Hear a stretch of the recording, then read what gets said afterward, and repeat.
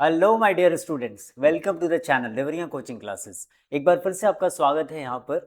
और आज की वीडियो में जैसा कि आप थंबनेल पे देख सकते हैं कि हमारा आज का टॉपिक है यूपी बोर्ड क्लास 12 का इंग्लिश का क्वेश्चन पेपर सेट नंबर 6, जिसका कोड है 316 IA। हमेशा की तरह मकसद हमारा सिर्फ इतना है कि आपको एग्जाम के लिए बेहतर परफॉर्म कराना है, इसके लिए तैयार किया जा सके।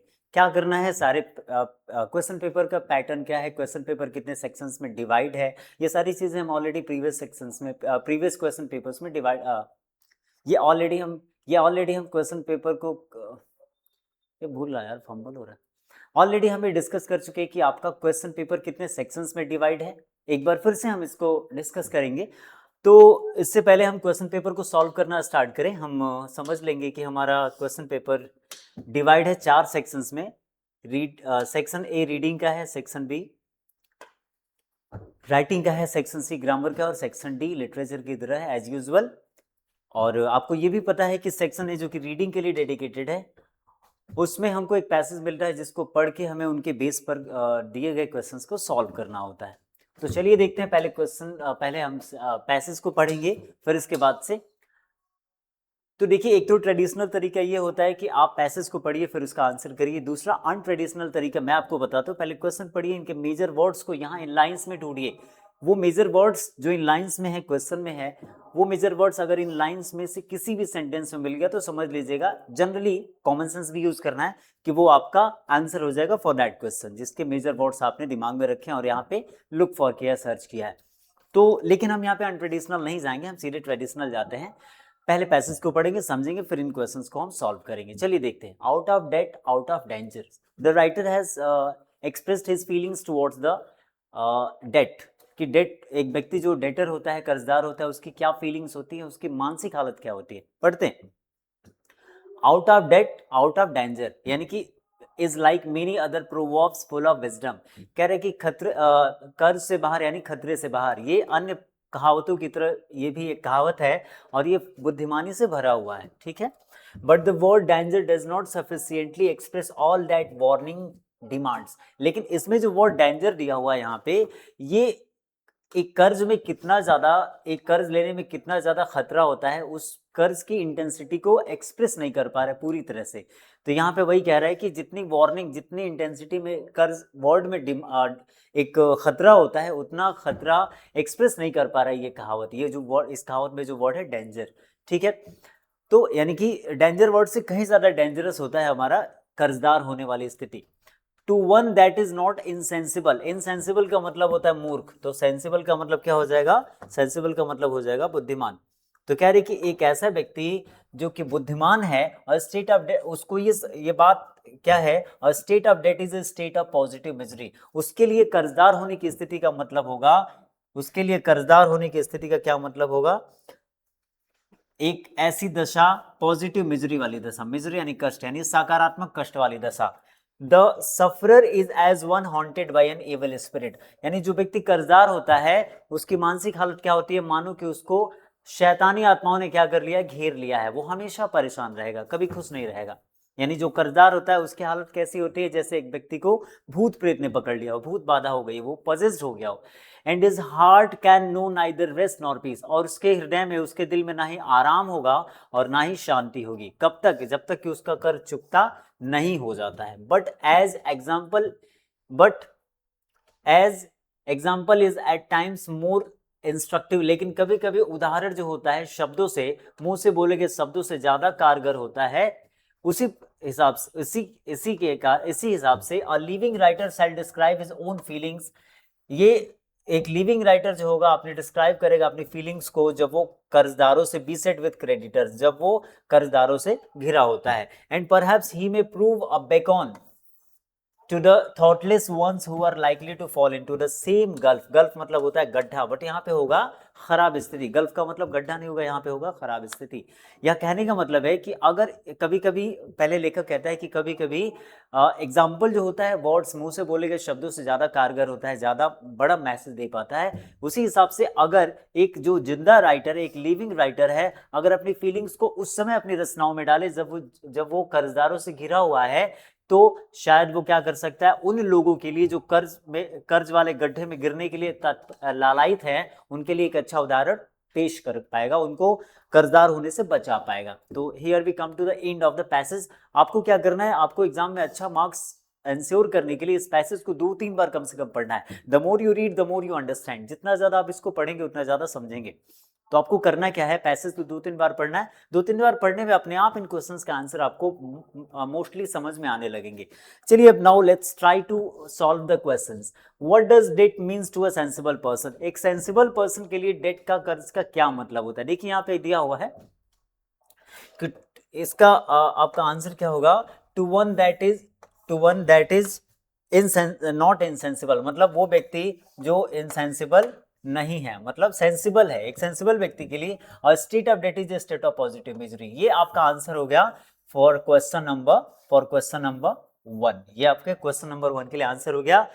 To one that is not insensible, यानी कि to one that is sensible, state of debt is state of positive misery. ये आपका आंसर हो गया, पहले का आंसर हो गया। ऐसे ही आपको डायरेक्टली आंसर मिल जाते हैं most of the times. Is mere words of mouth is enough instructive to express the full implication of the word danger? No. इसका आंसर सीधा सा हो जाएगा नो, बट क्योंकि 3 नंबर का क्वेश्चन है इसलिए नो लिखने से काम तो चलेगा नहीं, लेकिन कीवर्ड तो आपका यही होगा नो, सीधा सा आंसर है नहीं। मुंह से बोले गए शब्द जो है जो होता है mere words of mouth enough instructive to express the, तो यहाँ पे सीधा आंसर हो जाएगा नहीं, लेकिन आप इसको लिख सकते हैं कैसे कि sometimes यहां से आपका आंसर होगा as example is at times more instructive than, देखिए कह रहा है यहां से आपका आंसर हो जाएगा क्वेश्चन नंबर 2 के लिए एज, देखिए यहां पे आपका आंसर हो जाएगा as example is at times more instructive than mere words of mouth only. यहाँ पे आपका ये क्वेश्चन नंबर 3 के लिए सॉरी क्वेश्चन नंबर 2 के लिए आपका आंसर हो जाएगा। हालांकि इसका कीवर्ड है नो, लेकिन आपका आंसर यहाँ से हो जाएगा but example is at times more instructive than mere words of mouth. ये आपका आंसर हो जाएगा क्वेश्चन नंबर 2 के लिए, 3 नंबर के लिए। What is the state of mind of a person who is in debt? कह रहे कि एक व्यक्ति जो कर्जदार है उसका स्टेट ऑफ माइंड क्या होगा, किस मानसिक दशा में वो रह रहा होता है? तो यहाँ पे देख सकते हैं इसका कह रहा है to one that is not sorry, the sufferer is as one haunted by an evil spirit and his heart can know neither rest nor peace till it is cast out। ये आपका आंसर हो गया। देखिए the sufferer is one, यानी कि the debtor is one, यहाँ पे the sufferer का मतलब है द डेटर। क्वेश्चन नंबर 3 के लिए है the sufferer is as one haunted by an evil spirit and his heart can know neither rest nor peace till it is cast out। ये आपका क्वेश्चन नंबर 3 के लिए आंसर हो जाएगा कि जो व्यक्ति कर्जदार होता है उसकी हालत होती है जैसे किसी भूत ने उसको पकड़ लिया, प्रेत ने उसको पकड़ लिया है और उसका हृदय ना ही शांति पाता है ना ही आराम पाता है। तो ये आपके क्वेश्चन नंबर 3 के लिए आंसर हो गया। How can a living writer be more instructive to understand the feelings of a man in debt? तो देखिए यहाँ पे इसका आंसर है कि A living writer, यहाँ पे देखिए क्वेश्चन नंबर 4 के लिए इसका आंसर हो जाएगा A living writer shall describe his own feelings when example is at times more instructive, यहाँ से हो जाएगा कि A living writer shall describe his own feelings when beset with creditors and perhaps he may prove a beacon to the, यहाँ से पूरा का पूरा आपका आंसर हो जाएगा when से लेके आपका गल्फ तक आंसर हो जाएगा आपका क्वेश्चन नंबर 4 के लिए। क्वेश्चन नंबर डी के लिए, मतलब क्वेश्चन नंबर डी के लिए आपका आंसर हो जाएगा कि जब वो अपनी रचनाओं में अपनी उस मानसिक दशा का वर्णन करेगा जो मानसिक दशा उत्पन्न हो रही है उसके कर्जदार होने की स्थिति से। तो ये आपका question number D, question D के लिए आपका आंसर हो गया। ठीक है, which word in the passage means frequented by ghost? तो यहाँ पे फ्रिक्वेंटेड बाई घोस्ट का मतलब हो जाएगा haunted by evil spirit. Evil spirit का मतलब भूत प्रेत होता है और घोस्ट का मतलब भी वही होता है। तो इसका आंसर हो जाएगा इस फ्रेज का, ये आपका पैसेज में इसका सेम वर्ड हो गया, सिमिलर वर्ड हो गया, सिनोनिम कह सकते हैं, सेम एक्सप्रेशन कह सकते हैं। अब डी ई के लिए हम देखेंगे विच word in the passage means, sorry इसको देखेंगे विच word in the passage is the opposite of thoughtful. Thoughtful का क्या हो जाएगा? इनसेंसिबल कह सकते हैं, इनसेंसिबल इसका हो जाएगा। ये रहा आपका आंसर, इनसेंसिबल। तो ये आपका वोकैब बेस्ड क्वेश्चन है। वोकैब बेस्ड क्वेश्चन तभी आप सॉल्व कर पाएंगे जब आपकी वोकैबुलरी बहुत स्ट्रांग है, ठीक है। अगर नहीं स्ट्रांग है तो फिर आप नहीं कर पाएंगे, इसका कोई शॉर्टकट है ही नहीं, ठीक है। Words needs to be learned, otherwise you will not be able to answer these type of questions. Which word in the above passage means signal for guidance? Signal for guidance का signal for guidance, तो इस विच word in the ever passage mean signal for guidance, तो इसका हो जाएगा आपका Bacon, इसका हो जाएगा आपका beckon to the thoughtless ones, ठीक है। तो इसका आपका थर्ड के लिए, ई के थर्ड के लिए आपका आंसर हो जाएगा सिग्नल फॉर गाइडेंस का बीकॉन, बीकॉन। तो in this way we have come to the end of section A, which was reading. Now we have come up to the writing section, which is section B. Section B, इसमें आपको मिलेगा, you will hear in the section you will get certain letters, certain applications, articles and so on. See, question number 2 in section B, writing. Write an article on any one of the following topics in about 100 to 150 words. 10 marks के लिए है ये question. कैसे करना है मैं आपको shortcut बता देता हूँ। देखिए, 3 topics you will be given to write an article on, ठीक है, और वर्ड रेंज आपका होगा 100 to 150। आपको करना क्या है, simply you will have not to cross the word limit. Over smart नहीं बनना है, आपको बहुत ज्यादा जानकारी है उस टॉपिक पे तो आप खूब ज्यादा लिखते हैं, 250 वर्ड लिख दिया, it's not gonna help you, ठीक है। अब आपको करना क्या है, जिस भी टॉपिक पे, out of the 3 topics you will be given 3 topics to write an article on. तो जिस भी टॉपिक पे आपको सबसे ज्यादा जानकारी, आपको लगता है कि मैं इसमें काफी सारे वर्ड्स लिख सकता हूँ, इस 100 to 150 वर्ड से ज्यादा लिख सकते हो, तो आप उस टॉपिक को चुनेंगे। हेडिंग वाइज लिखेंगे आप, हेडिंग नहीं है तो भी चलेगा, पैराग्राफ वाइज लिख सकते हैं, पैराग्राफ चेंज करना पड़ेगा। First you will need to write the title, जो भी टाइटल यहाँ पे दिया हुआ उसको लिखेंगे, और उसकी एक साइड पे, चाहे राइट कॉर्नर पे, लेफ्ट कॉर्नर पे, चाहे राइट कॉर्नर पे, या फिर बीच में भी आप लिख सकते हैं, डजंट मैटर। बाय लिख के अपना नाम लिखना होता है। If you don't want to write your name, you are uncomfortable while writing your name, simply write XYZ ABC, you need not write the name, कोई बात नहीं, आप XYZ लिख सकते हैं। उसके बाद अपने उस टॉपिक पे जो भी जानकारी है आप पैराग्राफ वाइज क्या करेंगे, अच्छी हैंडराइटिंग में लिखेंगे, ठीक है, अच्छी हैंडराइटिंग में लिखेंगे, फिर जाके आपको क्या मिल जाएंगे, अच्छे मार्क्स मिल जाएंगे। आउट ऑफ 10 अगर आपने अच्छी हैंडराइटिंग में लिखी है, ठीक है, और थोड़ा बहुत उसमें मटेरियल भी है, नहीं कि फिल्मी गाना लिख के चले आए, तो आपको 8 या 7 मार्क्स जरूर मिल जाएंगे, ठीक है।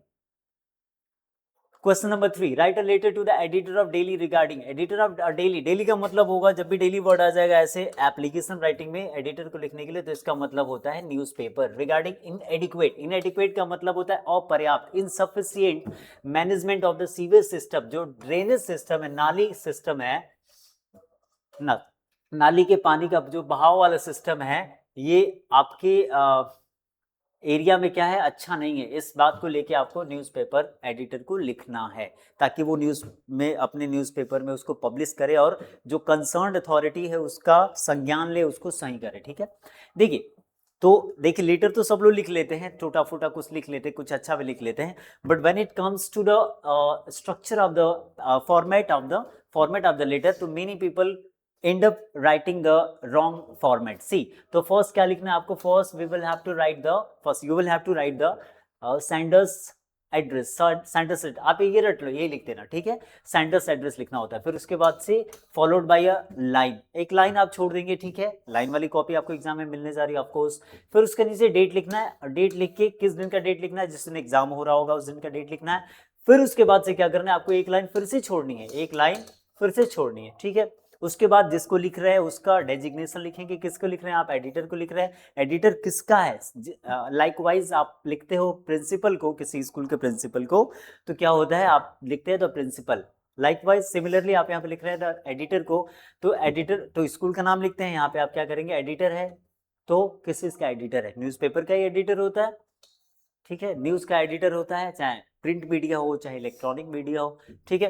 तो आप नीचे लिखेंगे एक न्यूज़पेपर का नाम और नीचे एक सिटी का नाम दे देंगे, ठीक है, एक सिटी का नाम देंगे, लखनऊ, कानपुर, ऐसे मेजर सिटीज लिख देंगे, ठीक है।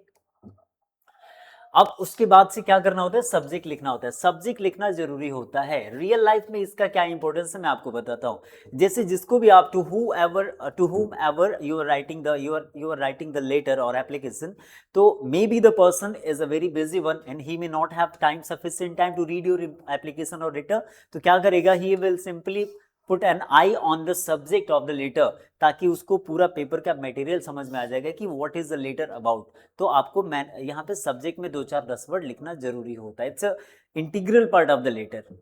ठीक है, उसके बाद से now you will start your letter application what ever it is, dear editor, और अपनी जो भी बात है आप उसको बड़े आराम से यहाँ पे क्या कर देंगे, लिख देंगे। मकसद क्या होता है, उसके बाद से नीचे आप योर्स सिंसियरली, यहाँ पे देखिए, यहाँ पे सिंसियरली नहीं होगा, यहाँ पे क्या हो जाएगा, योर्स सिंसियरली होगा, और नीचे अपना नाम लिख सकते हैं, और you can write XYZ ABC what ever, the choice is yours. ठीक है, न्यूज़पेपर एडिटर को लेटर तभी लिखते हैं जब हम उससे रिक्वेस्ट करते हैं कि मेरे इस पर्टिकुलर लेटर को आप अपने न्यूज़पेपर में कहीं जगह दीजिए, न्यूज़पेपर के कॉलम में छापिए, सो दैट इससे रिलेटेड जो भी अगर प्रॉब्लम बेस्ड है, कोई कंप्लेन है, तो उससे रिलेटेड जो कंसर्न अथॉरिटी है उसको देखेगी और उसको सॉल्व करेगी। दूसरा होता है आपके पास कोई रेवोल्यूशनरी थॉट है जिसको आप चाहते हैं कि जिसको आपको लगता है कि एवरीबडी मस्ट नो इट, तो आप उसको दे सकते हैं ताकि एक मैसेज लोगों को तक चला जाए अगर पेपर में ये छप जाएगा। तो यहाँ पे तो कंप्लेन वाली बात है, सरकार से कंप्लेन करनी है एक अथॉरिटी से, तो आप रिक्वेस्ट करेंगे उनसे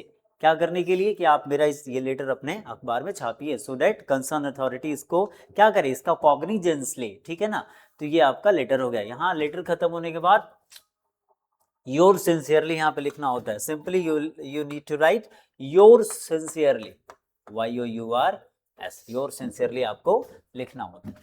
ठीक है, और नीचे अपना नाम, या फिर एक और करके 2 लेटर देता है, एक ही कोई लिखना होता है, write a letter to your friend. यहाँ पे आपका इसके पहले जो आपने लेटर पढ़ा, लेटर लिखा, ये आपका फॉर्मल लेटर था जो किसी अधिकारी को लिखा जाता है। अब अपने फ्रेंड्स या रिलेटिव्स को जो लेटर लिखे जाते हैं उनको कहा जाता है इनफॉर्मल लेटर या फिर फ्रेंडली लेटर। तो फ्रेंडली लेटर के स्ट्रक्चर में थोड़ा सा, फॉर्मेट में थोड़ा सा डिफरेंस होता है। आप तो सेंडर्स का एड्रेस लिखेंगे, यहाँ पे पहले भी लिख रहे थे, उसके नीचे एक लाइन छोड़ के एक डेट लिख रहे थे, फिर एक लाइन छोड़ रहे थे, उसके बाद से आप जो है receiver's address, designation, post resignation और उसका ऑफिशियल एड्रेस लिखते थे। यहाँ पे वो सेक्शन नहीं होता है। आपके पर्सनल लेटर में, फ्रेंडली लेटर में, इनफॉर्मल लेटर में सेंडर्स एड्रेस यानी आपका address, if you are writing the letter followed by date, और लाइन छोड़ना ही है सो दैट सारा मिक्स ना हो जाए, डेट का पता चले ये डेट है और ये आपका एड्रेस है।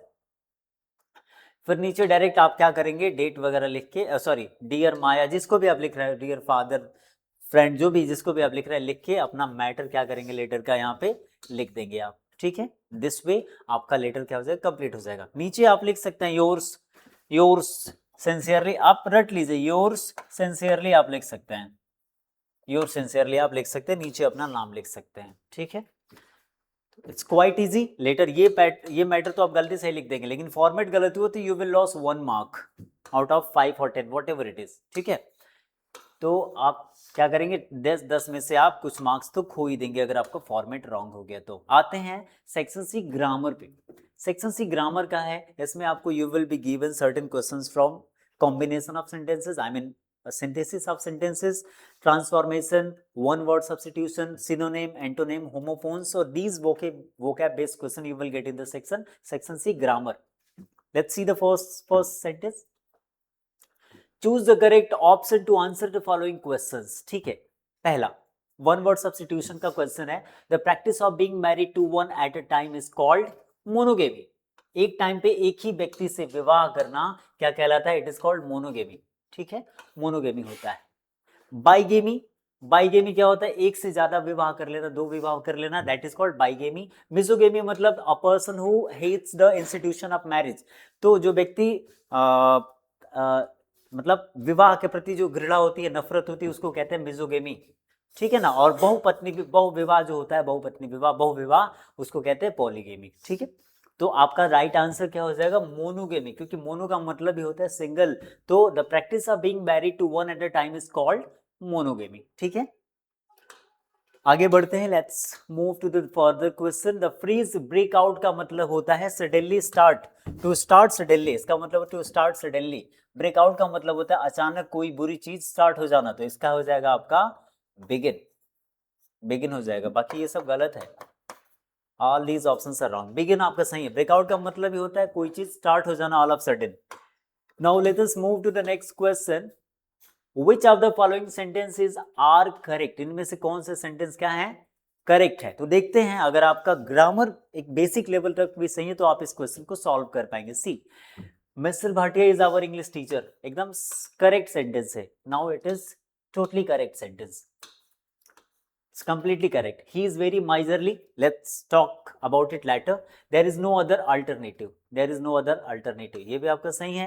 He made a blunder. उसने एक गलती किया, बड़ी गलती की। He is a miser. देखिए miser आपका वर्ड क्या है? He is very miser. miser आपका नाउन है। miser वर्ड क्या है? नाउन है। और वेरी के बाद नाउन नहीं आता, आपको पता है वेरी के बाद या तो एडवर्ब आएगा तो एडजेक्टिव आएगा, तो इसलिए माइजर को क्या करना पड़ेगा? माइजरली करना पड़ेगा। तो दिस वे आपका ये सेंटेंस क्या है? दिस वे आपका ये सेंटेंस करेक्ट है। मतलब सेंटेंस तो रॉन्ग है लेकिन ये ऑप्शन करेक्ट है, क्योंकि इसमें जो कह रहा है कि करेक्ट कौन सा है, which of the following sentence is correct. अरे मैं तो गलती बढ़ा दिया यार, क्वेश्चन क्या कह रहा है, इसमें से कौन सा सेंटेंस करेक्ट है? तो ए सी डी, ए सी किसी में है? ए सी डी पिछो में गड़बड़ा जाता है। बैठे सर मेड ब्लंडर 3 को नहीं देते कोनो में, A B only D correct पूछ रहा है, only B and C, only A and C, A and B. Yuck.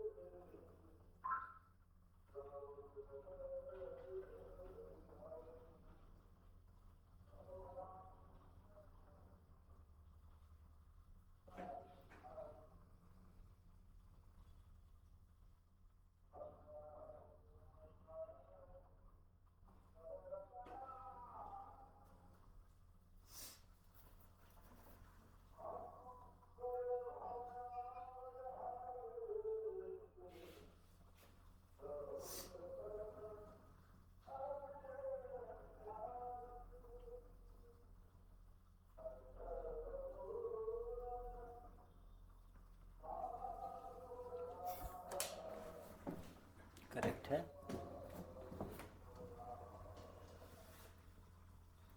Wrong है,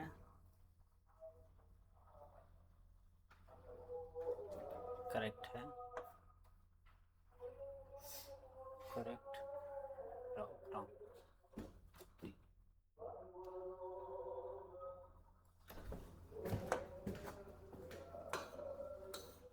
चलिए बढ़ते अगले क्वेश्चन की ओर। अगला क्वेश्चन है डी का, which of the following sentence is और करेक्ट, यानी कि इज आर लगाने का मतलब कहना चाहता है कि एक से ज्यादा सेंटेंस करेक्ट हो सकते हैं। ठीक है, देखते हैं। Mister Bhatia is our English teacher, it's correct, ये तो टोटली करेक्ट साउंड कर रहा है, करेक्ट। दूसरा ही इज वेरी माइजरली, ये रॉन्ग है, बिकॉज माइजर वेरी के बाद नाउन नहीं आता, वेरी के बाद एडजेक्टिव आता है, तो एडजेक्टिव क्या हो जाएगा? एलवाई हो जाएगा, इसलिए ये सेंटेंस क्या हो गया? रॉन्ग हो गया। There is no other alternative, alternative नहीं होना चाहिए, अल्टरनेटिव चॉइस देता है। ठीक है, यहाँ पे नो अदर कह रहा है तो चॉइस नहीं, यहाँ पे ऑप्शन हो सकता है, ऑप्शन हो सकता है, तो ये भी क्या है? ये भी आपका रॉन्ग है। ही मेड अ ब्लंडर, उसने क्या किया? एक बड़ी गलती थी। ही मेड अ ब्लंडर, ये आपका करेक्ट है, यानी कि फर्स्ट सेंटेंस और आपका ए और डी सेंटेंस करेक्ट है। इसमें ए और डी नहीं दिया है, only B N C, A N C, तो हम कर देखते हैं, मतलब ये इसमें ऑप्शन नहीं दिया हुआ, कुछ मिस टाइप हो गया है। ठीक है, टाइपिंग एरर है, तो आपका सेंटेंस 1 एंड सेंटेंस ए और सेंटेंस डी आपका करेक्ट हो जाएगा। ठीक है, चलिए आगे बढ़ते हैं। अगला क्वेश्चन है the antonym of create. Create का मतलब होता है किसी चीज की रचना करना, तो इसका मतलब उल्टा हो जाएगा डिस्ट्रॉय करना, कोई चीज खराब करना। ये आपका आंसर करेक्ट हो जाएगा, डिस्ट्रॉय। क्या हो जाएगा इसका आंसर? हो जाएगा क्वेश्चन ई के लिए आपका आंसर हो जाएगा डिस्ट्रॉय। ठीक है, क्योंकि बिल्ट तो सिनोनिम हो जाएगा, बियर का मतलब बर्दाश्त करना हो जाएगा, प्रोड्यूस का मतलब भी, प्रोड्यूस भी सिनोनिम हो जाएगा, एंटोनिम आपका है डिस्ट्रॉय, ठीक है ना। इसलिए जानबूझ के सिनोनिम देता है कि लोग गलती कर ले, स्टूडेंट गलती कर ले कि सिनोनिम पूछ रहा है कि एंटोनिम पूछ रहा है, ठीक है। इसका क्या आंसर हो जाएगा, डिस्ट्रॉय। अगला क्वेश्चन है, change any one of the following into direct speech. अब इसको नरेशन की बात करनी है। नरेशन में क्या करना है आपको, the girl said to her mother my plate is empty. कैसे सॉल्व करना है, देखिए हमारा नरेशन में जो पहला सेंटेंस, जो पहला पार्ट होता है, इसको हम कहते हैं आरएस। क्या कहते हैं, RS, sorry RV, reporting verb कहते हैं। और ये जो इसमें स्टेटमेंट या फिर जो बोले गए शब्द होते हैं, इनको हम कहते हैं आरएस, यानी रिपोर्टेड स्पीच, और ये होता है आपका reporting verb.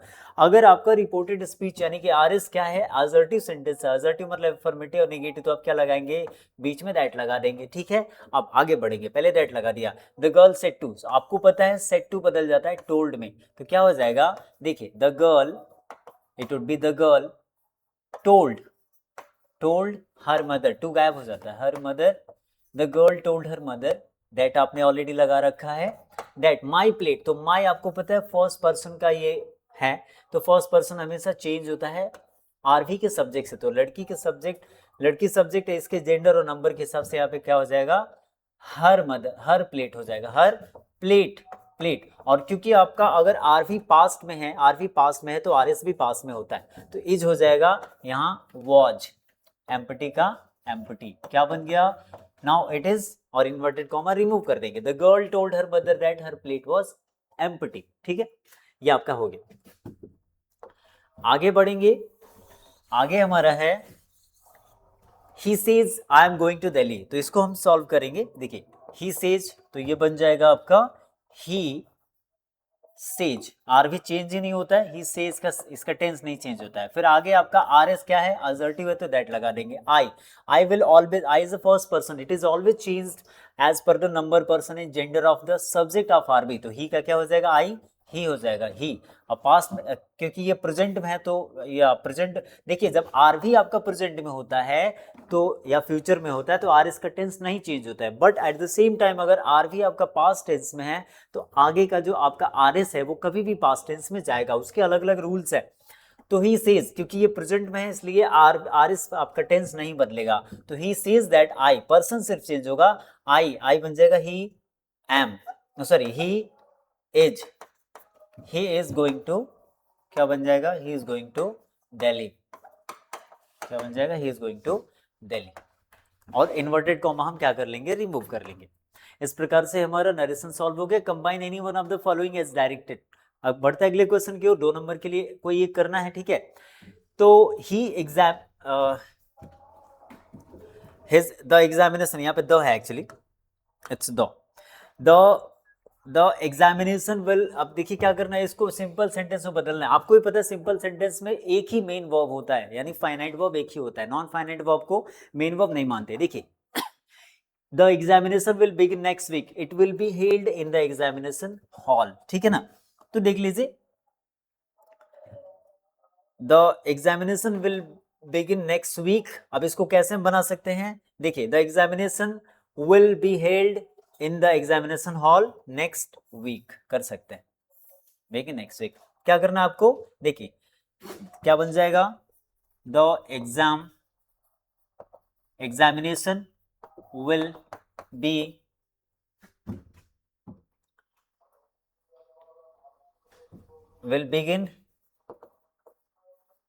begin next week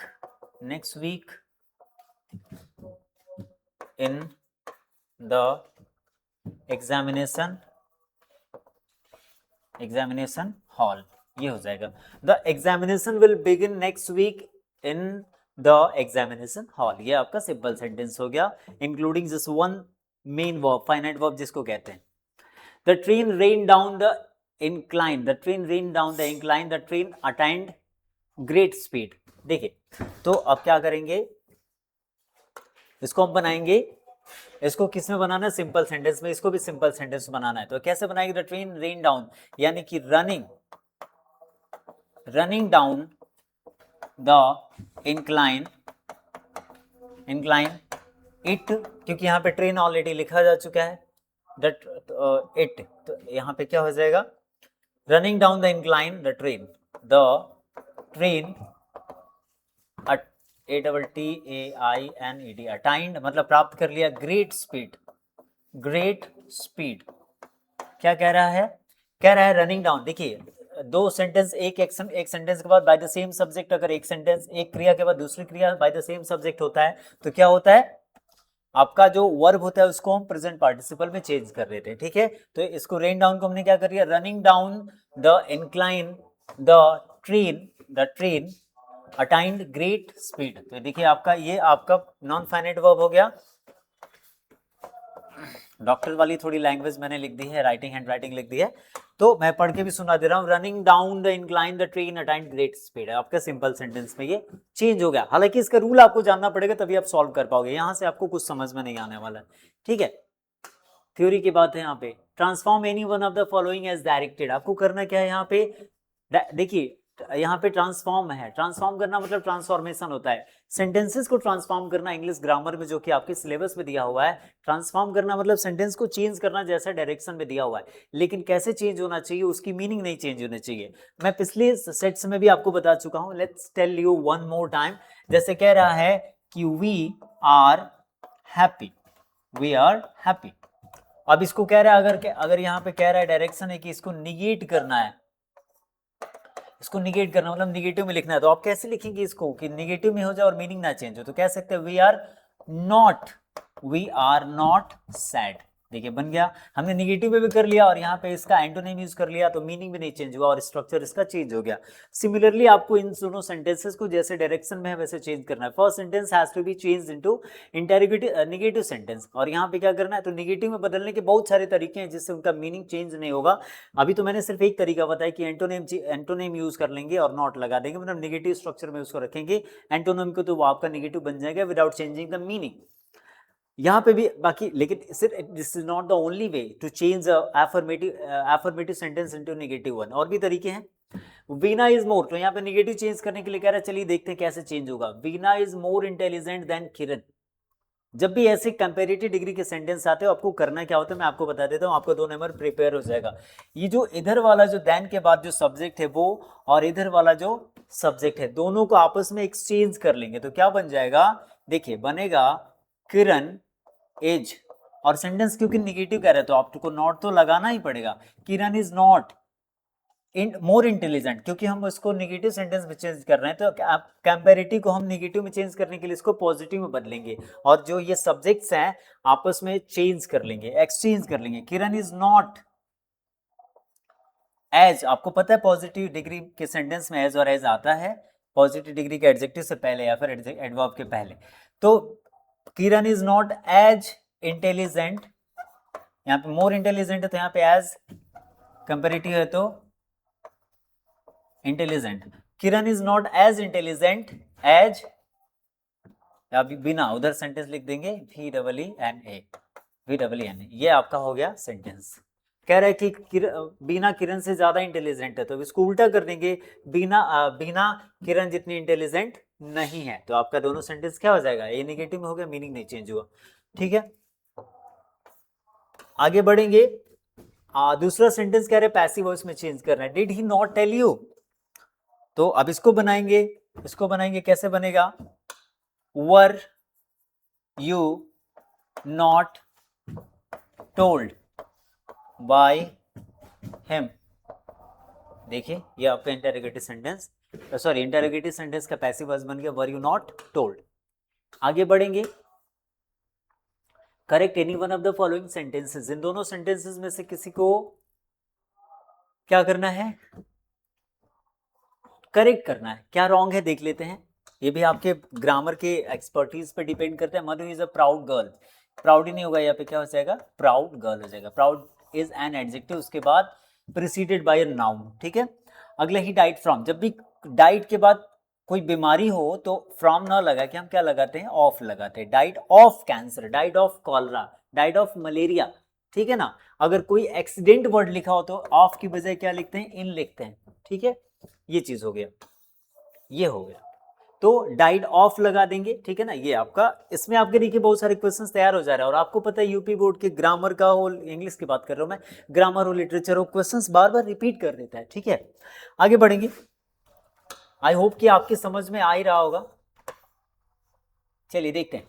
use any one of the following pairs of words in your own sentence to make, इनको कहते हैं हम होमोफोन्स। होमोफोन्स का मतलब देखिए, जब भी फोन वर्ड आ जाता है, फोन वर्ड का मतलब होता है फोन, PHONE। फोन का मतलब होता है सुनना, LISTEN, लिसन। फोन का मतलब है सुनना। होमो का मतलब होता है सिमिलर, HOMO, होमो, यानी एक समान साउंड करने वाले वर्ड्स हैं। आप देखिए फ्लोर और फ्लोर, इन दोनों को सेंटेंस में यूज करना, और सेंटेंस पढ़ के लगे कि यार मीनिंग समझ में आ रही, फ्लोर का वर्ड क्या है। तो water was lying on the floor, FLOOR। एक फ्लोर का मतलब आपको पता है फर्श होता है, फ्लोर, FLOOR, फ्लोर की बात होगी। और ये फ्लोर का मतलब आटा होता है। I have much floor, FLOUR, for this month, for this month. मेरी राइटिंग थोड़ी सी हैंड राइटिंग कैसी है, डॉक्टर्स वाली है, तो प्लीज कोप विथ मी, ठीक है। इसी तरह पीस का मतलब होता है शांति, यहाँ पे पीस का मतलब होता है शांति, और एक पीस का मतलब होता है टुकड़ा। तो आप इनको अपने तरीके से सेंटेंस यूज कर सकते हैं ताकि इनकी मीनिंग क्या हो जाए, क्लियर हो जाए। मीनिंग सेंटेंस का यूज ही ऐसे करना है कि उनकी मीनिंग क्या हो जाएगी, क्लियर हो जानी है। नाउ देखिए, मेजर पार्ट क्या है, इंग्लिश किसी भी लैंग्वेज को सीखने के लिए आपको सबसे ज्यादा जरूरी होता है उसका ट्रांसलेशन पढ़ना, ठीक है ना। ग्रामर तो अपनी जगह पे जरूरी है, लेकिन translation can not be overlooked. तो देखिए, ट्रांसलेशन अगर आ गया तो बहुत सारी प्रॉब्लम्स आपकी उस लैंग्वेज से रिलेटेड, चाहे वो इंग्लिश हो, फ्रेंच हो, कुछ भी हो, आपकी सॉल्व हो जाती है। अब देखिए, इस पैसेज को सॉल्व करना है, एंड आई जस्ट, क्योंकि इसको 5 नंबर में दिया जाता है, 5 मार्क्स। देखते हैं, जीवन में शांति लानी है तो 3 प्रकार के विषय हमें मुक्त होना पड़ेगा।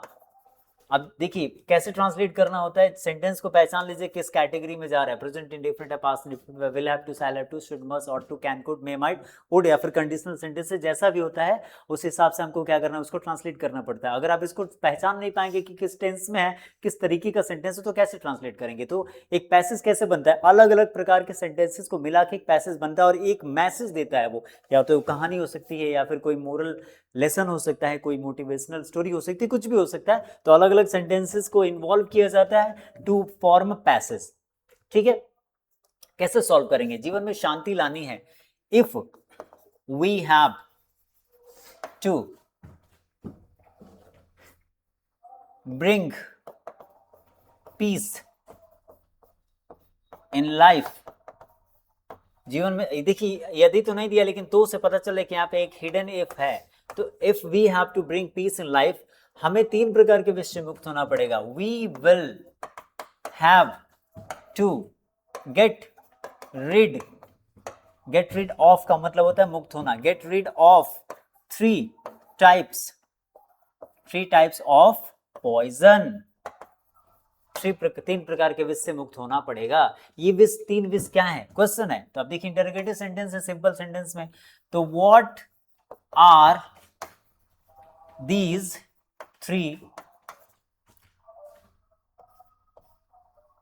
Types of poison, POISON। ये 3 प्रकार के पॉइजन क्या हैं, हमारे जीवन में आने वाली विषम परिस्थितियां विष है, यानी कि the odd situation in our life are is venom, VENOM, venom कह सकते हैं, या फिर पॉइजन कह सकते हैं, ये जीवन में आएंगी ही, मतलब ये जीवन में आएंगी। these will come certainly, या फिर निश्चित है, आनी ही आनी है, तो inevitably कह सकते हैं, INEVITABLY, inevitably हो सकता है। मुक्त भाव से इन्हें स्वीकार करना है, यानी कि यहाँ पे हमें कहना चाहता है, तो we have to accept it freely. मुक्त भाव से हमें क्या करना है, इसे स्वीकार करना है। हमने क्या किया टोटली, अलग अलग प्रकार के सेंटेंसेस को पहले आइडेंटिफाई किया, फिर उनके रूल से उनको बना दिया। अगर आपने ट्रांसलेशन पे अच्छा खासा टाइम बिताया तो आप इसको कर पाओगे, otherwise it requires your time, your practice, your Perseverance, तभी आप इसको कर पाओगे। क्योंकि मैं इसको पहले से पहचानता था तो मैंने सॉल्व कर दिया, आप इसको अगर नहीं पहचानेंगे तो सॉल्व कैसे कर पाएंगे, ठीक है। तो इसके लिए आपको you need to put much efforts. आगे बढ़ेंगे, सेक्शन डी, फाइनल सेक्शन है हमारा लिटरेचर के लिए। देखिए इसमें आपको आपके दो बुक्स हैं, पहले एक, हालांकि यूपी बोर्ड में एक ही बुक को कंबाइन करके पढ़ाया जाता है, दो बुक्स को कंबाइन करके एक ही बुक में पढ़ाया जाता है, बट आपके दो बुक हैं अगर ध्यान से उसमें देखेंगे, एक सप्लीमेंट्री हो गया, ठीक है, एक फ्लेमिंगो है और एक आपका विस्टस है, दोनों को मिला के एक बुक बना के यूपी बोर्ड में पढ़ाई जाती है, बट एनसीईआरटी पैटर्न की बुक है, ठीक है। तो दोनों बुक्स में से आपको दो लॉन्ग क्वेश्चन और दो शॉर्ट क्वेश्चन आएंगे। लॉन्ग क्वेश्चन आपके होंगे 60 वर्ड में लिखने के लिए और शॉर्ट क्वेश्चन होंगे 40 वर्ड्स में लिखने के लिए, ठीक है। चलिए देखते हैं, answer the following questions in about 40 words each. 4-4 number के दो क्वेश्चन है, ए और बी, ए के लिए और करके आएगा और बी के लिए भी और करके आएगा, ठीक है। What did Robert Clive do during his brief stay at Madras? ये आपके देखिए चैप्टर से है, सुब्बू बाबू वाले चैप्टर से है। तो कह रहे कि अपने छोटे से ठहराव मद्रास में, छोटे से थोड़े समय के ठहराव में रॉबर्ट क्लाइव ने क्या क्या किया, तो देख लेते, ये आपका आंसर तैयार हो जाएगा। During his brief stay at Madras, Madras में अपने कम समय तक रुकने के दौरान, Clive did a lot of moving, Clive बहुत घूमा, and he fought a number of battles, और उसने कई लड़ाइयां भी लड़ी, इन अ चर्च देयर, और वहीं पर मद्रास में ही एक चर्च में ही मैरिड, उसने शादी भी कर ली। Many of the buildings there are known to be a brief dwelling of his, तो कह रहे कि मद्रास में ही बहुत सारी बिल्डिंग्स ऐसी हैं जहां पर ये माना जाता है कि वो थोड़े थोड़े समय के लिए रुका था और वहां पे वो रहा था। तो इससे आपका आंसर तैयार हो गया होगा, आई जस्ट होप। और कह रहे हैं what were the state of, कोई एक ही दो करना है, तो what are the state of affairs in France during the period as described in the last lesson. तो कह रहे what were the states of affairs in France during the period, मतलब क्या क्या अफेयर्स चल रहे थे, क्या क्या प्रॉब्लम्स चल रही थी जिस समय कहानी में जो बताया गया। देखिए क्या क्या कहानी चल रही थी, क्या क्या प्रॉब्लम चल रही थी। आफ्टर ऑक्यूपाइंग टू प्लेसेस, कहानी में दो चीजों का वर्णन है, अल्सेस और लोरेन का, दो जगहों का जो कि फ्रांस की जगह हैं। आफ्टर सेकेंड वर्ल्ड वार की बात हो रही है, after occupying two places Alsace and Lorraine, यानी दो जगह जो कि इन फ्रांस में अल्सेस और लोरेन नामक जगहों पर अपना आधिपत्य जमा लेने के बाद, Hitler started setting his rules and regulations in the places. इन दो जगहों पे हिटलर ने क्या किया, क्योंकि वो जीत चुका था, उन जगहों पे उसका कब्जा था, ऑक्यूपाई कर लिया था, इसलिए अपने रूल्स और रेगुलेशन वहां पे क्या कर रहा था, इंप्लीमेंट कर रहा था। First he passed an order to stop the teaching of French language, पहले क्या क्या उसने बोला कि यहाँ पे फ्रांस में जो है फ्रांस लैंग्वेज पढ़ाई जाती है, इसको बंद किया जाए, ठीक है, एंड टीच जर्मन, और जर्मन पढ़ाई जाए, ठीक है। ये स्टेट ऑफ अफेयर चल रहा था। One by one he was setting his rules and laws there, और एक एक करके वहां के रूल्स को वेनिश कर रहा था और अपने रूल्स वहां पे इंप्लीमेंट करता जा रहा था, लगाते जा रहा था। इस हिसाब से ये आपका स्टेट ऑफ अफेयर है जो स्टोरी में बताया गया। आगे बढ़ते हैं, आगे का क्वेश्चन है हमारा, इसका बी है, बी आ जाएगा। From where did the peddler get the idea of world being a rat trap, किस जगह से रैट ट्रैप सेलर को यह आइडिया आया कि पूरी दुनिया एक चूहेदानी है, मेटाफोरिकली। देखिए मैं आपको आंसर पहले ही बता देता हूं, आप इसका स्क्रीनशॉट ले सकते हैं। एक दिन वो ऐसे क्या कर रहा था, घूम रहा था, अपना रैट ट्रैप सेल करते करते घूम रहा था, और क्योंकि दुनिया उसके प्रति अच्छा बिहेव नहीं करती थी, उसके साथ दयालुता का व्यवहार नहीं की थी कभी, इसलिए उसके दिमाग में दुनिया के प्रति एक खराब सा थॉट आया। खराब सा थॉट क्या आया कि जिस प्रकार चूहेदानी में चूहे पकड़े जाते हैं, कोई ना कोई चारा लगा के, जिस प्रकार से चूहेदानी में चूहा पकड़ा जाता है, कोई बेट लगा के, कोई चारा लगा के, कभी सुअर के मांस का टुकड़ा लगा के, कभी पनीर का टुकड़ा, कभी टमाटर का टुकड़ा लगा के, वैसे ही पूरी दुनिया एक चूहेदानी है और ये इंसानों को पकड़ती है, इंसान रूपी चूहों को पकड़ती है। क्या लगा के, अलग अलग प्रकार के चारा लगा के, जैसे धन दौलत, अच्छे कपड़े, अच्छे घर, अच्छा बाग और वगैरह वगैरह, धन दौलत। तो कब ये विचार आया, जब एक दिन वो चूहेदानी बेच रहा था। आंसर यहाँ पे है, देख सकते हैं। One day while selling is rat trap the peddler thought of an idea accidentally, अचानक उसके दिमाग में आ गया जब वो चूहेदानी बेच रहा था कि all the world with its beautiful things was nothing but a rat trap, पूरी दुनिया क्या है, अपने सुंदर चीजों के साथ एक चूहेदानी है। It is set to attract and trap the people, ये किस लिए सेट की गई है, किस लिए दुनिया को स्थापित किया गया है, ताकि ये लोगों को, इंसानों को फंसा सके। Thinking this way was soothing to him, इस प्रकार से सोचना उसके लिए बहुत कंफर्टेबल था, आरामदायक था, अच्छा लगता था। बिकॉज द वर्ड हैड यहाँ पे हैड हो जाएगा, सॉरी टाइपिंग मिस्टेक है, had never been generous to him, क्योंकि दुनिया उसके प्रति कभी उदार नहीं रही थी, कभी दुनिया ने उसके साथ उदारता का व्यवहार नहीं किया था। तो this way we have finish the question. और इसका और करके दिया है, name the studio described in poets and pancakes and famous stars who used its makeup room.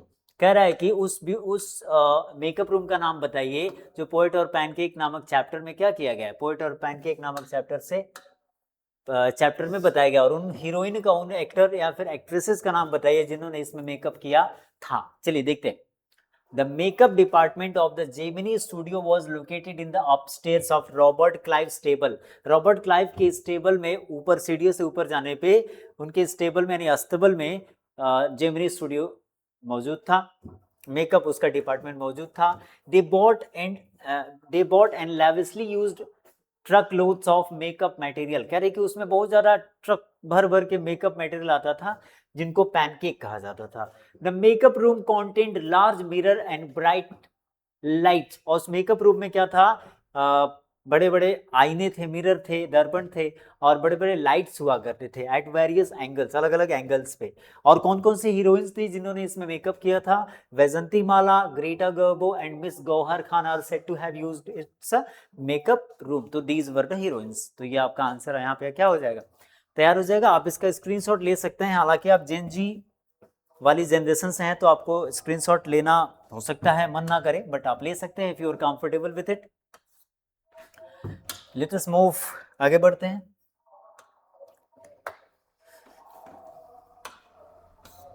अब बारी आती है लॉन्ग क्वेश्चन की। Answer any one of the following in 80 word, sorry मैंने 60 वर्ड बोल दिया था, 80 वर्ड्स में आता है, 80 words. What gift did the peddler give to Edla and why did he sign himself as Captain Bonestell? कह रहा है कि एडला विलमैनसन को पेडलर ने, यानी हमारे वैग्रेंट कैरेक्टर ने, प्रोटागोनिस्ट ने क्यों एक गिफ्ट दिया, सॉरी कौन सा गिफ्ट दिया, और उस पर उसने एज कैप्टन क्यों सिग्नेचर किया, अपने आप को कैप्टन क्यों माना। इसका आंसर मैं आपको दे देता हूँ, बाकी आप इसका स्क्रीनशॉट ले सकते हैं। चलिए पढ़ के ही बता देते हैं। The peddler gifted एडला rat trap, क्या दिया था, एक रैट ट्रैप गिफ्ट में दिया था, क्योंकि उसके पास वही था और कुछ तो था नहीं generally.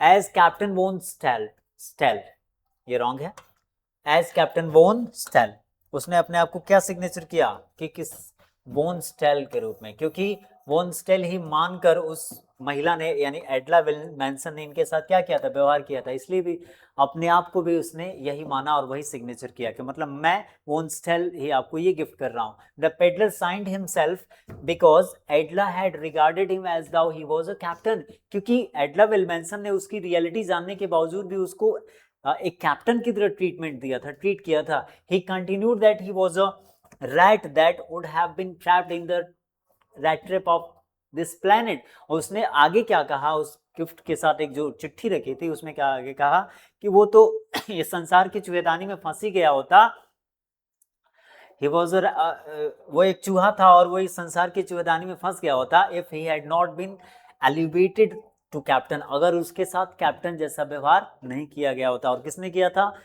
एडला Willmansson the heroine of the story ने किया था। So he had the ability to clear himself in that manner, और इस प्रकार से just because he was treated as Captain von Stahle, Captain, तो अपने आप को वो क्लियर करने में, अपने आप को प्यूरिफाई करने में क्या कर पाया था, वो अपने आप को काबिल बना पाया था, इसलिए उसने अपने आप को क्या माना, कैप्टन माना, और साइन भी कैप्टन की तरह किया। How did Gandhi change the plight of peasants of Champaran, Champaran के लोगों की दशा, किसानों की दशा कैसे गांधी जी ने सुधारी। चलिए आंसर तो जो है अपनी जगह पे है, मैं आपको एक बार ओरली बता देता हूं। देखिए आंसर क्या होगा इसका, गांधी जी पहले राजकुमार शुक्ला के रिक्वेस्ट पे बिहार पहुंचे, चंपारण पहुंचे, और वहां पे इंडिगो शेयर क्रॉपिंग का जो वहाँ बवाल चल रहा था उससे इन लोगों को गेट रीड कराया, मुक्त कराया। उसके बाद से वहाँ पे इनकी जर्नी वहाँ बिहार में खत्म नहीं हुई, यहाँ पे उनकी भूमिका खत्म नहीं हुई। उन्होंने देखा कि यहाँ के लोग बहुत मैले कुचले तरीके से रहते हैं, कॉन्सिक्वेंटली ये लोग बीमार भी बहुत ज्यादा होते थे। तो पहले क्या क्या इनको साफ सफाई के लिए व्यवस्था की, वहाँ पे शौचालय बनवाए। फिर वहाँ के लोग अशिक्षित भी बहुत ज्यादा थे, वो तो खैर आज भी हैं, सबसे ज्यादा अशिक्षित बिहार में ही होते हैं। बिहार को इंडिया का साउथ अफ्रीका कहा जाता है, क्योंकि सबसे ज्यादा मजदूर बिहारी पैदा करता है, ऐसा लगता है, हालांकि बिहारी भी अच्छे होते हैं। वहाँ शिक्षा की जरूरत है, तो वहाँ पे शिक्षा के लिए उन्होंने क्या किया, बहुत सारे स्कूल्स खुलवाए और कुछ वॉलंटियर टीचर्स को भी बुलाया, ठीक है। और वहाँ पे महिलाओं की साफ सफाई पर ध्यान दिया, लोग बीमार थे इसलिए वहाँ पे उनकी औषधि की व्यवस्था कराई और इस हिसाब से उनका बहुत सारा समय वहाँ पे चला गया, ठीक है। तो आप देख सकते हैं कि क्या आंसर होगा। Gandhi ji first and foremost, यानी सबसे पहले गांधी जी ने freed the share croppers of Champaran from the painful system of indigo share cropping. पहले तो इंडिगो शेयर क्रॉपिंग जो था उससे मुक्त कराया, पहली चीज। However, the most radical change that the episode brought about was in their social and cultural stand. उनके सोशल और कल्चरल स्टैंड में उन्होंने बदलाव लाया, रेडिकल चेंज लाया। क्या किया, अभी जो मैंने बातें बताई, हॉस्पिटल मतलब दवाओं का जुगाड़ किया, दवाएं बंटवाई, स्कूल्स खुलवाए, उनके साफ सफाई के लिए मोटिवेशनल ट्रेनिंग रखी गई। Gandhi ji open schools in 6 villages, 6 गांवों में स्कूल खोला। His wife took pains to make the peasants aware of the importance of general sanitation, sanitation मतलब सफाई, and personal hygiene। उनकी पत्नी ने भी क्या किया, काम किया उनकी पर्सनल हाइजीन पे, उनको और उनको एक मैसेज दिया, एडवाइस दी कि पर्सनल हाइजीन और क्लीनलीनेस, सैनिटेशन से क्या लाभ होते हैं, बीमारियां नहीं होती है, तो उनकी पत्नी ने ये सारा अरेंजमेंट किया। ही इवन अपॉइंटेड डॉक्टर, उन्होंने डॉक्टर्स भी अपॉइंट किए, कुछ मेडिसिन को डिस्ट्रीब्यूट कराया। तो ये हमारा बहुत इंपॉर्टेंट क्वेश्चन है, आप इसका स्क्रीनशॉट ले सकते हैं if you are comfortable with it, ठीक है। स्क्रीनशॉट आप ले सकते हैं, देखिए ये आंसर ऐसे लिख देंगे तो आपको पूरे नंबर मिल जाएंगे। आगे बढ़ेंगे क्वेश्चन नंबर 9 का, ये है क्वेश्चन पोएट्री पार्ट से आपके। देखिए क्वेश्चन नंबर 9 का पोएट्री पार्ट से क्वेश्चन क्या है, read the following extract carefully and answer the questions that follow. तो देखिए ये पोएम की लाइन है, ठीक है, इसका आंसर डायरेक्टली पोएम के लाइन से नहीं मिलता है, प्रोज का होता है तो जनरली वहां से मिल जाता है, बट यहाँ पे चांसेस कम होते हैं। देखिए कह रहा है, if we were not so single minded about keeping our lives moving, कह रहे कि अगर अपने जीवन को चलाने के लिए, ये आपका कीपिंग क्वाइट वाला चैप्टर है, पोएम है, कह रहा है अगर हम अपने जीवन को चलाने के लिए सिंगल माइंडेड ना हो जाए, मतलब सारा का सारा ध्यान पैसे कमाने में न दे दे, तो उसके तो क्या होगा, एक साइलेंस जो हम रखेंगे उससे क्या हो सकता है, हमारी सैडनेस दूर हो सकती है। कौन से सैडनेस की बात हो रही है, नेवर अंडरस्टैंडिंग आवरसेल्फ, पहली सैडनेस अपने आप को ना समझ पाने के कारण जो सैडनेस आती है वो सैडनेस दूर हो सकती है, और थ्रेटनिंग आवरसेल्व्स विथ डेथ, और बार बार जो अपने आप को हम अपने जीवन को खतरे में डाल लेते हैं वो वाली सैड, उससे जो सैडनेस आती है वो हम सैडनेस दूर कर सकते हैं। चलिए क्वेश्चन समझते हैं। Write the name of the poet and the poem from which the extract has been taken. Pablo Neruda इसके पोएट हैं, ठीक है, और पोएम का नाम है कीपिंग क्वाइट। क्या नाम है, पैब्लो नेरुडा। इसके पोएट कौन है, अरे यार बुला के कट गया है, चल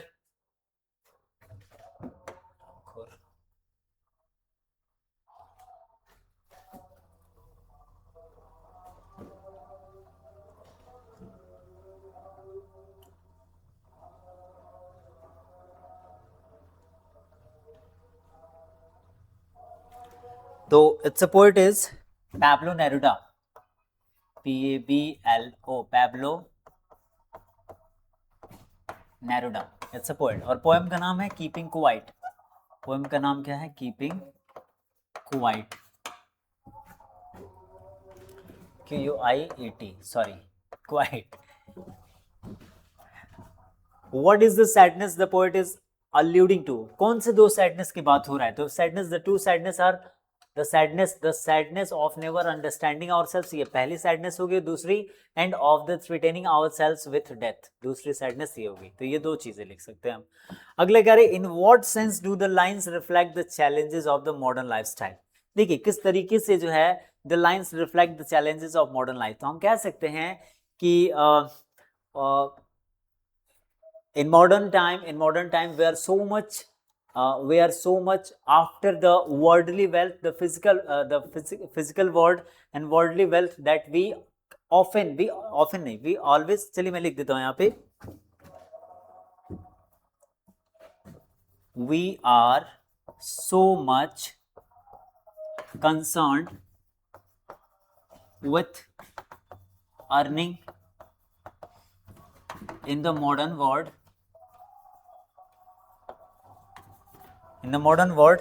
that we often put our life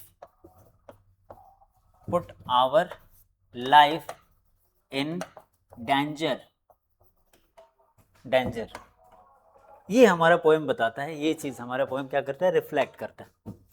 ठीक है, तो पोएम जितने अच्छे से आप पढ़े रहेंगे, क्योंकि पोएम में जो वर्ड्स होते हैं उनमें मीनिंग नहीं होती, उनके अंतराल में मीनिंग होती है, तो उसको जितना ज़्यादा समझेंगे उतना ही अच्छा आप अपने पोएम के एक्सट्रैक्ट का आंसर कर पाएंगे।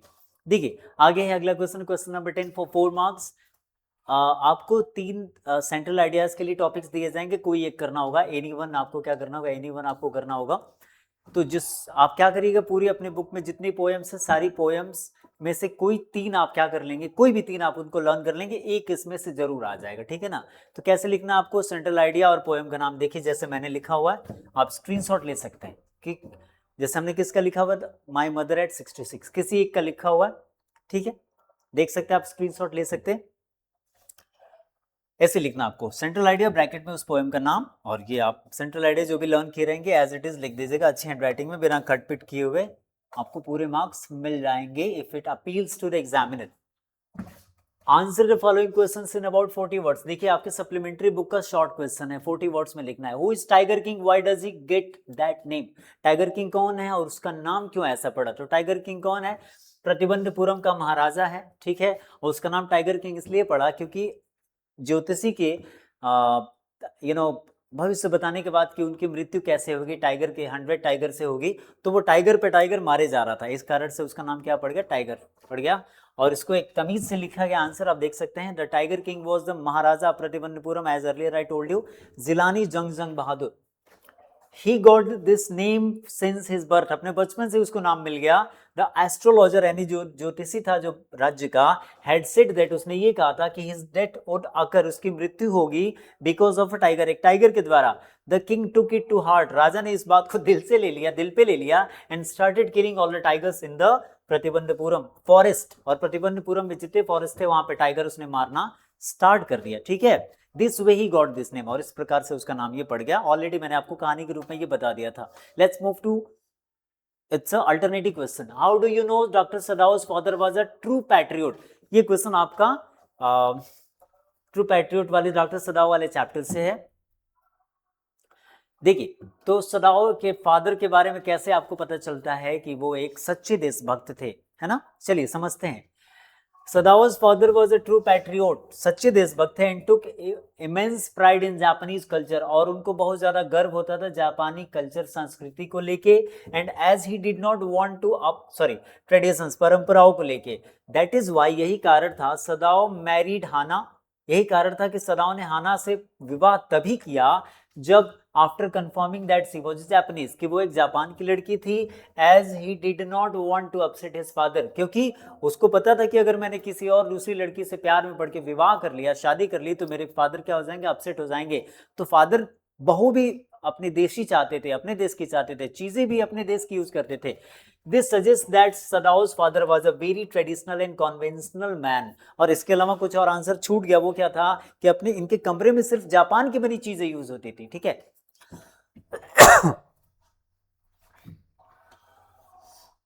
आगे बढ़ते हैं।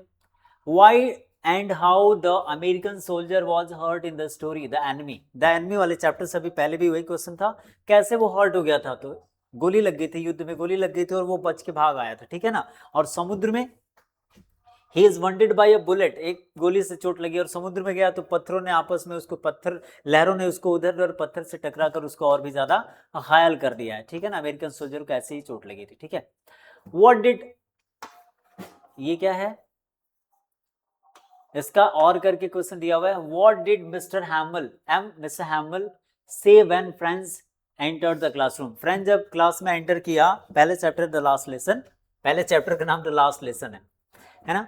तो यहाँ पे कह रहा है कि टीचर ने उससे क्या बोला, देखिए क्या बोला। When friends entered the classroom, Mr. Hamill greeted him by saying, "Good day, French." Sorry, ऐसा तो कुछ नहीं बोला था, कह सकते हैं कि बड़े प्यार से बोला, क्या बोला कि आओ हम लोग तुम्हारे बिना स्टार्ट कर रहे थे। ये थोड़ा सा रॉन्ग हो गया है, कह रहे थे कि डांटा वाटा नहीं, उसने कहा कि friends we were starting without you, हम लोग तुम्हारे बड़े प्यार से बोले कि हम तुम्हारे बिना स्टार्ट कर रहे थे। This is from the story the last lesson where M. Hamill, the schoolmaster, begins the class by addressing the students politely, showing his traditional and respectful manner before starting the class. मतलब उसने कहा बड़े प्यार से French को बोला और कहा कि आओ हम तुम्हारे बिना स्टार्ट कर रहे थे, तो ये थोड़ा सा रॉन्ग हो गया ये, है ना. We were starting without you. आगे बढ़ते हैं. Question number 12. क्वेश्चन नंबर 12 है, फाइनल क्वेश्चन है आपका. It's a long question.